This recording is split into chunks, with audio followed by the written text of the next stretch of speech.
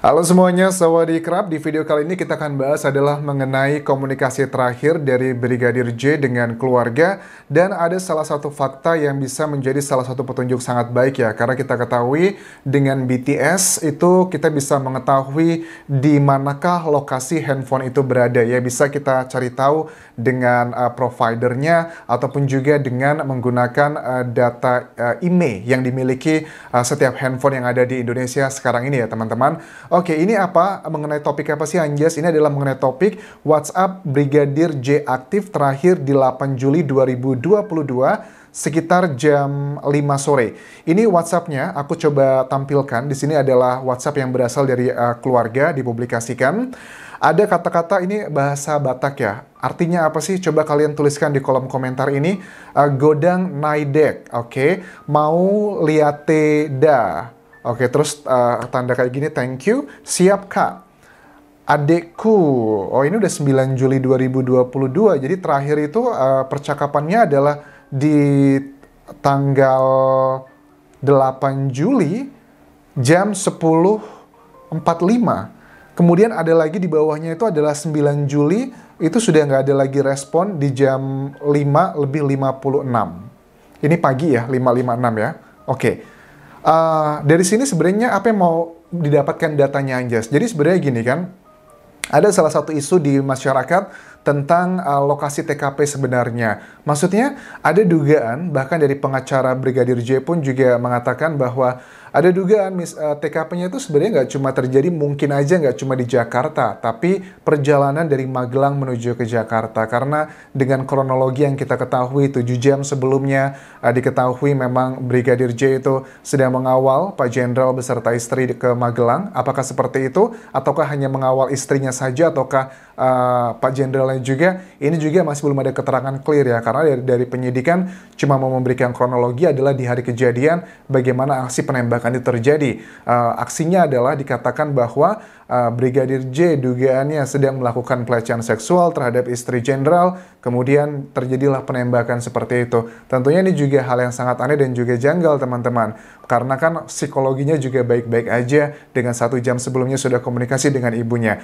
Nah, BTS ini sebenarnya teman-teman bisa mengetahui di manakah lokasi handphone itu berada, karena kan dengan data yang diketahui 1 jam sebelum aksi penembakan, Brigadir J sempat menelpon atau berkomunikasi atau chatting dengan keluarganya. Ini juga belum clear, tapi sudah bisa dipastikan pada saat aku melihat keterangan wawancara dari sejumlah anggota keluarga dari korban, ya ada komunikasi sebelumnya. Itu kan bisa menjadi petunjuk bahwa ya berarti yang megang handphonenya adalah beneran Brigadir J.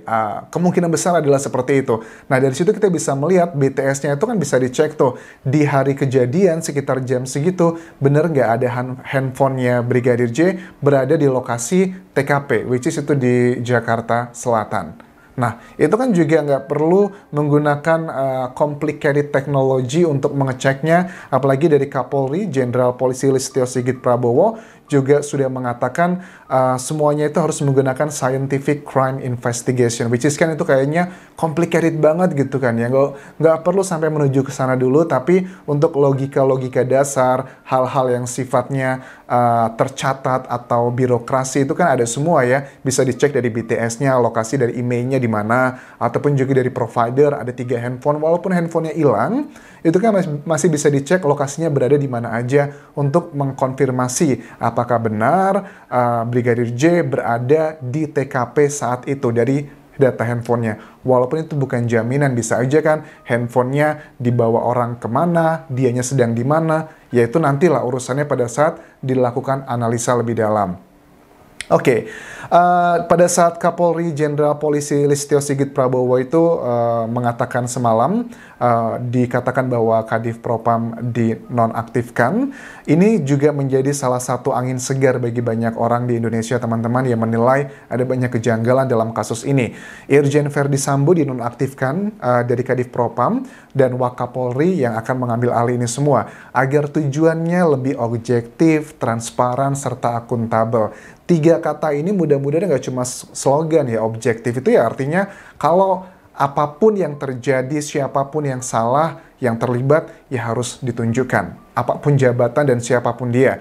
transparansi ya kita sebagai masyarakat juga harus bisa mengawasi dan juga melihat misalnya ya olah TKP deh, olah TKP coba ditunjukin ke media massa deh, karena itu bagian yang penting juga kan teman-teman. Itu yang pertama, transparansi, kita bisa mengawasi. Terus juga dari Baradae yang menembak, kita pengen lihat sebenarnya kondisinya seperti apa. Ada luka-luka nggak sih? Kalau nggak ada luka-luka, kok sebegitu hebatnya ya Brigadir J dengan tubuhnya yang kita tahu ya, foto-foto luka-lukanya sudah dipublikasikan baik dari pengacara dan juga keluarga, itu sudah ada. Tapi kalau Baradae nggak ada luka sama sekali, wah jagonya luar biasa berarti ini. Akuntabel ya, bisa diperhitungkan, bisa dilihat dengan detail mana alat bukti yang kuat, mana alat bukti yang tidak kuat, kemudian kenapa alasannya itu juga menjadi hal yang penting. Jadi kalau ketiga kata ini sudah diucapkan dari Kapolri, ya harusnya Kompolnas, Polsek, Polri semuanya lah, itu harus benar-benar mengikuti tiga fondasinya tersebut.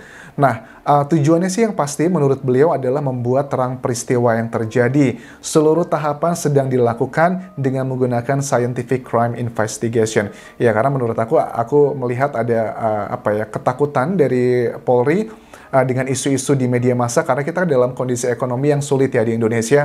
Kalau ada isu-isu sedikit yang mencetus rasa ketidakadilan tuh kayaknya kita terpanggil gitu. Ini nggak lagi ngomongin kasusnya Brigadir J, tapi tentang keadilan sosial bagi seluruh rakyat Indonesia. Mudah-mudahan itu beneran ditegakkan ya.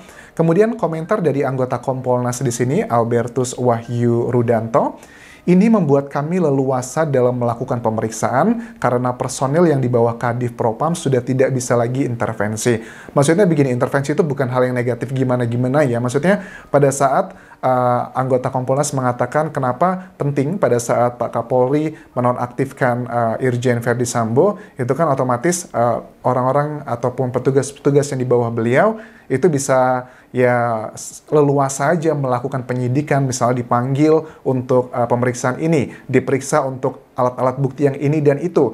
Karena menurut aku analisa dari beliau ini mengatakan bahwa analisa dari Kompolnas itu nggak cuma hanya sekedar kita duduk di ruang rapat, kita ngobrol, kita melihat data-data, enggak. Tapi misalnya kayak kemarin malam ya, Pak Benny Mamoto beserta tim itu langsung menuju ke lokasi kejadian di TKP untuk melakukan cross-check apakah ini rekayasa atau kenyataan. Karena background dari beliau, Pak Benny itu juga anggota tim reserse ya teman-teman. Jadi punya kemampuan yang aku salut jempol sekali.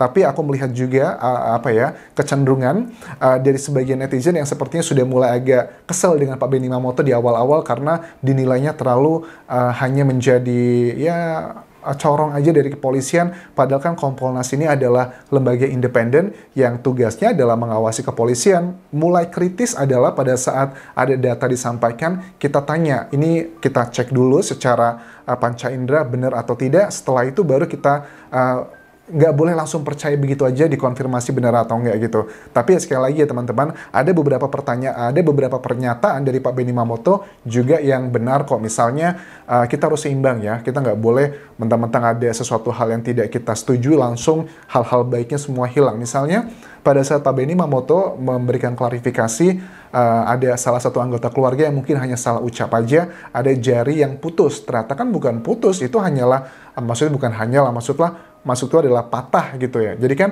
patah dan putus adalah hal yang berbeda. Jadi jangan sampai ini juga dimanfaatkan oleh orang-orang tertentu untuk tujuannya ke politis. Karena menurut aku kasus ini, apalagi pada saat Pak Kapolri sudah melakukan tindakan yang sebegitu luar biasa untuk menonaktifkan Pak Irjen Verdi Sambo, itu artinya ada sebuah kasus yang tingkat politisnya tinggi banget teman-teman Jan. Dan jujur kan kita melihat juga banyak masyarakat yang sudah punya banyak praduga lah ya, masalah ini dan itu. Tapi kan kalau aku lihat di media massa, para tokoh itu tidak mau mengeluarkan kata-kata itu, tapi menggunakan kata-kata kiasan-kiasannya, tapi tetap sih pada intinya kita masyarakat juga bisa melihat. Ini bukan tentang complicated teknologi, tapi tentang logika berpikir aja, dugaan permasalahan pribadi juga masuk ke sini. Karena kasus ini bukan kasus yang sulit, banyak para ahli mengatakan ini simpel hanya pembunuhan aja. Tapi kalau sampai Kapolri turun tangan juga, artinya ada indikasi ini mengarah ke ya politis yang tingkat dewa lah. Nah gitu. Apalagi ini juga kita nggak bisa pungkiri ini adalah pertaruhan marwah institusi yang disampaikan dari Pak Albertus di sini. Tapi sampai sekarang kita belum ada keterangan dari Baradae. Ya, keterangannya sih sudah ada seperti aku bahas di video sebelumnya, sudah ketemu dengan wakil ketua LPSK, tapi keterangan di sini adalah kita pengen lihat secara media gitu kan ya, agar kita bisa melihat secara fisiknya juga gitu. Lukanya seperti apa sih yang dialaminya, apakah tidak ada luka sama sekali. Oke, itu adalah update untuk perdebatan mengenai kasus ini untuk video kali ini. Terima kasih sudah menonton. Sampai ketemu lagi di video berikutnya. Tinggalkan like dan juga komen, serta subscribe channel YouTube ini. Kapun kerap semuanya. Bye-bye.